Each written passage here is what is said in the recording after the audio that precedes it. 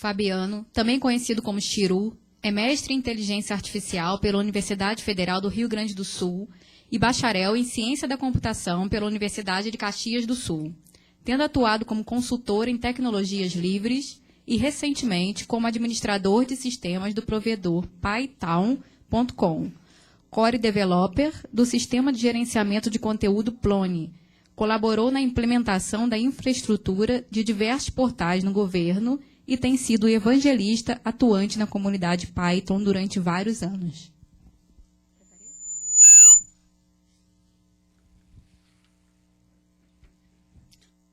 Alô? Ah, legal. Como é que vai funcionar para passar os slides? Alguém passa para mim? Como é que funciona? Ah, o Ângelo. Bem, bom dia. Bom dia, pessoal.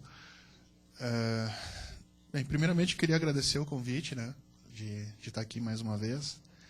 Ano passado eu já tinha dado uma palestra, esse ano me convocaram a dar 2 palestras. Então, eu vou fazer essa sobre PV6 e depois eu vou falar sobre um assunto que, de certa forma, é minha especialidade, que é sobre a parte de Plone, né? PV6 não é muito minha especialidade, mas é uma tecnologia que, querendo ou não, todo mundo vai ter que começar a esbarrar daqui para frente, né? E eu já fiz uma implantação grande de PV6, então eu estou aqui mais para fazer um relato, mostrar um pouco do que eu tive que fazer, como uma forma de troca de experiência mesmo, né? Enfim, eu hoje em dia... Pode passar, Ângelo. Hoje em dia eu divido o meu tempo entre algumas atividades, né? Eu administro um provedor de hospedagem, dou consultoria, né, e treinamento. Então, sobrevivo aí de prestar serviço sem ter emprego fixo, né? Não trabalho para ninguém, mas ao mesmo tempo trabalho para muita gente. Essa apresentação ela vai ser sobre uma implementação que eu fiz no meu provedor, né? Enfim, por ser um provedor de hospedagem Python, um dos poucos do país, a gente acabou prestando serviço para muitas casas. Eu devo ter aí, sei lá, umas 20 casas que hospedam comigo, e todas elas já estão usando IPv6. Então, vai ser um relato interessante aí. O roteiro que a gente vai seguir vai ser mais ou menos esse. Eu vou falar um pouquinho sobre mim, não muito, né? Falar um pouco de histórico, o histórico do IPv6. Não sei se é de conhecimento de todos, mas não é um assunto novo. Falar um pouco sobre o endereçamento, a parte de implementação. Eu vou dar algumas dicas também de ordem prática, né? De configuração de servidor, como é que as coisas devem ser feitas. E alguns desafios, né? Desafios da área de PV6, tem algumas coisas bem complicadinhas aí. Passando. Oi. Sim, desculpa, Ishida. O Ishida tinha me pedido um favor. Vão começar os minicursos ali ao lado, né, de instalação de servidor. Então, se alguém estiver aqui e tiver interesse de participar dos minicursos, por favor, estão convidados, né? O Ishida vai coordenar essa parte. E é uma oportunidade interessante para vocês se atualizarem, assim, quem está interessado em aprender a mexer com o servidor Linux, fazer algo mais, né? Fazer algo mais prático na parte de configuração de servidores é uma oportunidade interessante, tá? Então, não se acanhem de levantar e ir embora da palestra antes dela começar, não tem problema nenhum. Estou convidando vocês a... Né? Enfim. Bem, vamos lá. Bem, tem muita gente que não sabe meu nome é Fabiano, a maioria do pessoal me chama de Chiru. Eu trabalho com Plone, essencialmente, nos últimos, sei lá, 10, 12 anos. Desde quando o Plone não existia ainda, fui uma das pessoas que ajudou a criar. E, naturalmente, eu acabei me direcionando para esse mercado de infraestrutura porque era uma área muito carente para quem trabalhava com Plone. Não existia ninguém que fazia isso, era um software muito alienígena, muito diferente daquilo que o pessoal está habituado a trabalhar com Java, com PHP, com ASP. Então, precisava de uma pessoa específica para trabalhar nessa área, eu acabei me dedicando a isso. Então, hoje eu sou sysadmin, um sysadmin de luxo, digamos assim, sysadmin com perfil de desenvolvedor. Tenho trabalhado aqui no Interlegis também como consultor. Inclusive, depois, no final da palestra, eu quero abrir um parênteses para falar de um sistema que eu estou desenvolvendo aqui, que é um sistema de protocolo. E, bem, eu ministro cursos à distância também. É algo que, nos últimos meses, principalmente... Nossa, tá falhando. Vocês preferem que eu fale aqui? Não sei. De repente aqui é melhor. Tá.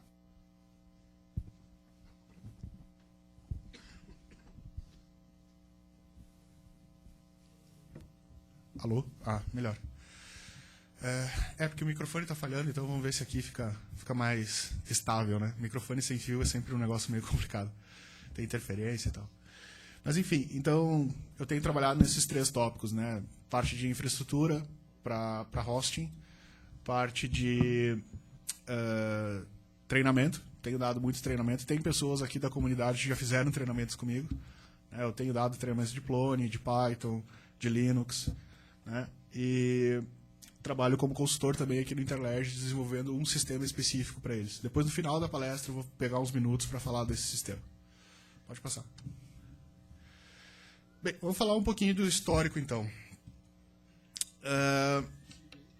A internet, como um todo, ela começou em 69. Né? Não existe assim uma data, um dia específico, mas foi mais ou menos nessa época. E de lá para cá, a gente já tem uns bons anos, né?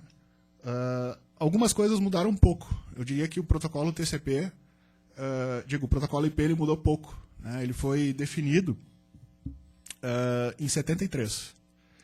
Naquela época, ninguém imaginava que a internet ia ser do tamanho que é hoje. Né? Para aquela época, a definição que a gente tinha de protocolo IP era uma definição até muito bem feita. Né? Só que a internet acabou crescendo de uma maneira assustadora nos últimos anos. E, invariavelmente, aquilo que se pensou em 73 não vale mais para hoje. Bem, em 4 décadas, a gente tem aí cerca de 1 bilhão de usuários. Né? 1,5 bilhão de usuários da internet. É muita gente. Praticamente, né, uma parcela significativa da população do mundo hoje em dia já tem acesso à internet. E qual é o problema disso? O problema é que o espaço de endereçamento que o protocolo IP atual, que é o protocolo IPv4, suporta, é mais ou menos 4 bilhões a capacidade de endereçamento que tu tem. Por quê? Um número de 32 bits, ele endereça 2 na 32 endereços. Né? É binário, você tem 2 na 32 combinações. Isso, se tu botar na calculadora, dá 4 bilhões e alguma coisa. O problema é que, na prática... Pode passar. Na prática, a gente não tem 4 bilhões de endereços. Né? Por quê? Porque na forma como esses endereços foram divididos na especificação inicial da divisão desses endereços, grande parcela desses endereços foram dados para algumas empresas. Ou seja, a Microsoft tem uma fatia absurda do tamanho desses endereços, a Apple tem outra fatia enorme. Né? Então, algumas empresas no mundo têm grandes pedaços dessas tabelas de endereçamento. Existem fatias que são reservadas, né? Tem outras fatias que você acaba perdendo por questão da própria especificação de protocolo. Ela pega algumas faixas e não deixa você fazer endereçamento público. Você tem que usar essas faixas para endereçamento de multicast, endereçamento de rede local. Então, na prática mesmo, você acaba podendo usar no máximo a metade desses 4 bilhões de endereços. Só que usuário não é endereço. Né? Usuário internet, você tem 1,5 bilhão de usuários. E endereço você pode ter muito mais do que usuários. Porque a gente, às vezes, precisa botar... basta a gente fazer um raciocínio mais rasteiro, né? Mais simples. Considerem a casa de vocês, a quantidade de equipamentos que vocês podem ligar na internet numa casa. Poxa, hoje em dia tem televisão que tem acesso à internet, tem roteador, tem laptop, desktop, tem celular com acesso à internet, tablet. Então, numa casa hoje em dia não é difícil de você ter, sei lá, 10, 12 dispositivos, todos eles conectados à internet. Haja IP para tudo isso. Então a gente tem sobrevivido, hoje em dia, baseado em gambiarras. Né? A gente só não tem uma completa exaustão da internet hoje ainda porque a gente sobrevive basicamente de NAT. Né? Ou seja, a gente esconde grande parte dos endereços da nossa rede internet sobre subredes, que é a ideia do NAT. Você tem um roteador e embaixo desse roteador você tem uma rede que ela fica escondida. Para a internet só existe um IP, que é o IP do roteador, e dali para baixo você tem uma rede local fechada. Se não fosse isso, provavelmente os IPs já teriam acabado há muito tempo. A gente só sobrevive hoje por causa disso, né? Mas mesmo assim, o problema está começando a ficar crítico. No dia 15 de... essa data eu peguei, enfim. Essa data tem algumas contestações aí, mas... O dia 15 de abril desse ano foi o último grande bloco de IPs que estava disponível para ser alocado, né? Foi distribuído para uma região da Ásia. Ou seja, o último grande bloco de IPs da IANA foi distribuído. Não tem mais IPv4, né? E as regiões hoje, elas estão sobrevivendo dos seus estoques, ou seja, daqueles blocos que já tinham sido delegados para suas regiões. Bem, deixa eu abrir um parênteses, pouca gente conhece isso. A IANA é uma organização mundial que é responsável, digamos assim, por fazer essa delegação de IPs, né? E depois existem regionais. Tem uma regional da Ásia, uma da Europa, uma da África, acho que Oceania junto com a África, e uma da América do Sul, uma da América do Norte. Essas regionais, quando precisavam de IPs, solicitavam para a IANA um grande bloco de IPs, e depois esse bloco de IPs era, digamos assim, redistribuído para aqueles países daquela região que solicitavam isso, né? Então hoje a gente sobrevive apenas desses pequenos blocos que ainda sobraram para as regionais. E a estimativa, uma das estimativas conservadoras, é que lá pelo final de 2012 deve acabar. Deve acabar todos os IPs para a nossa região do Brasil. Pode passar. Ou seja, isso é uma grande coincidência, né? Diz que 2012 vai acabar o mundo, né? Então, de certa forma, tem aí uma explicação, né? Por que o mundo vai acabar em 2012? 2012 acaba os IPs. Pode passar. Então, o que está acontecendo, né? A gente não tem mais escolha. A gente tem que começar a acordar para essa história de IPv6 e começar a adaptar as nossas redes para esse novo protocolo. Qual é a grande mudança do IPv6? O que muda? Né? Na prática, o que realmente é diferente? É o endereçamento. Né? Antes a gente tinha um endereçamento de 32 bits, agora a gente passa para um endereçamento de 128 bits. Para quem não é da área técnica, é um pouco difícil de entender isso, né? Mas um pouquinho de matemática ajuda. A quantidade de endereços que você endereça em 32 bits é 2 na 32. É 4 bilhões e alguma coisa. Não é um número tão pequeno, mas também não é grande. 2 na 128 é esse número que está aí. Eu não sei ler esse número, ele é muito grande para mim.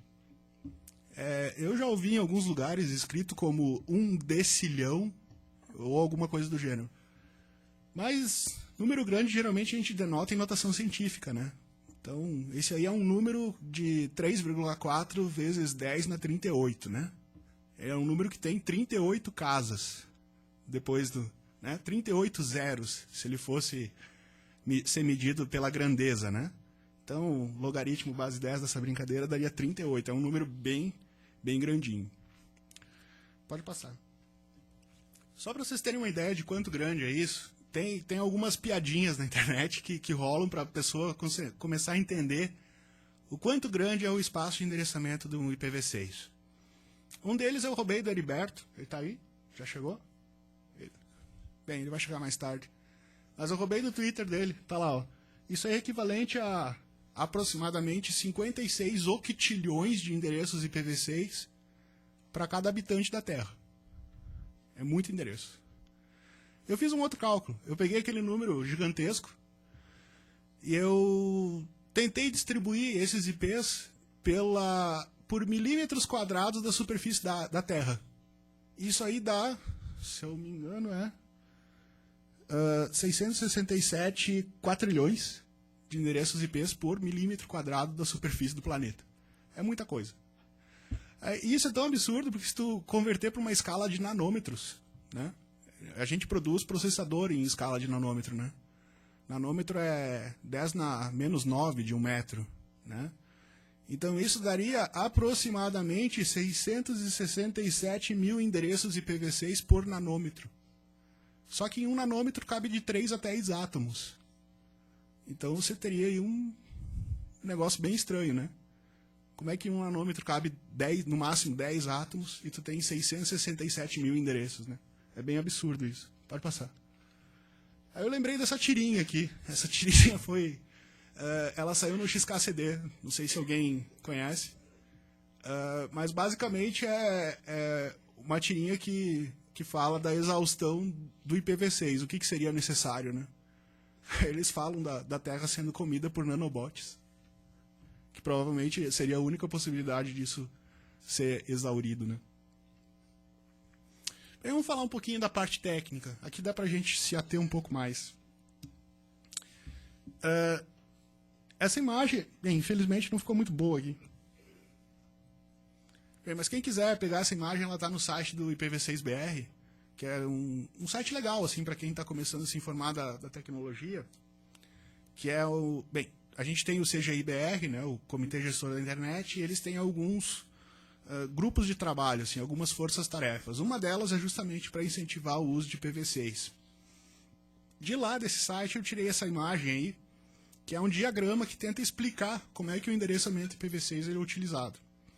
O endereçamento IPv4 ele é utilizado meio, né, na base da força e da necessidade, né? Você solicita para sua operadora X IPs e ela dá um jeito de pegar do pool dela, ou solicitar para quem fornece link de telecomunicação, a empresa de telecom solicita um bloco adicional e vai subindo a escala, né?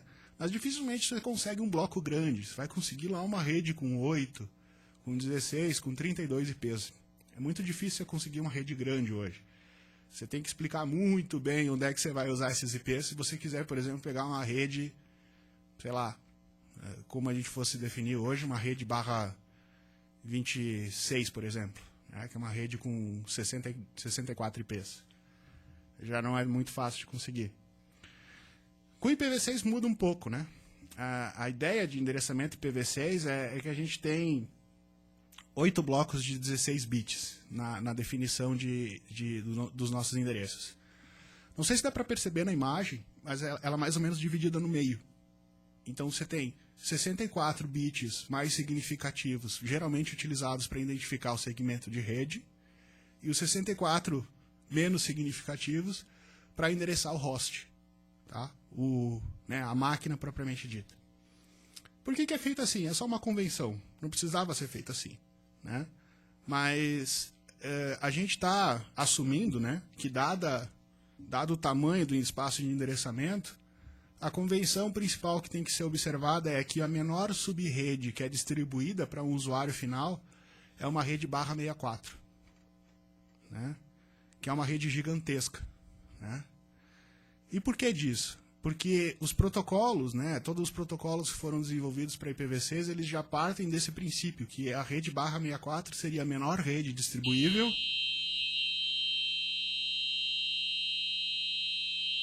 Alarme de incêndio?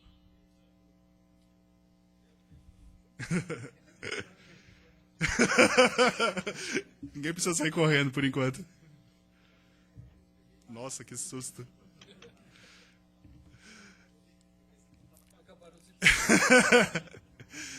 E vamos lá, depois do susto. Bem, como eu estava dizendo, então, a grande maioria dos protocolos, né, já foram definidos pensados nessa convenção de que a menor rede distribuída para um usuário final vai ser uma rede barra 64. Tá? Desde que você não tenha roteamento. Você não tenha roteamento inter-redes. Mas aí é um outro assunto, não cabe aqui eu ficar falando de protocolo de roteamento de IPv6, é um assunto mais complexo. Via de regra, o segmento de rede que você vai receber vai ser uma rede barra 64. Por exemplo, já vou cantar a dica. Se vocês forem, por exemplo, fazer um edital, for lá e está contratando lá um serviço de telecomunicação, lá, solicito que o setor de licitação contrate um link de acesso à internet. E aí nesse link eu quero um IP fixo, IPv4 e IPv6. Não escrevam assim. você não solicita um IPv6, você solicita uma rede /64 de IPv6. Tá? Essa seria a forma correta de tratar as coisas. Tá? Bem, IPv4, obviamente, que você vai continuar solicitando, né? Você provavelmente vai solicitar um IPv4, ou dois, ou uma subrede, talvez, com 8 IPs, se você conseguir, né? Mas rede /64 seria a mínima possível para você solicitar. Eu tenho visto esse tipo de erro com bastante frequência, principalmente em edital de licitação, o pessoal que vai contratar infraestrutura de rede não sabe o que pedir para contratar, porque não conhece. Né? Enfim, então a menor rede é uma rede /64.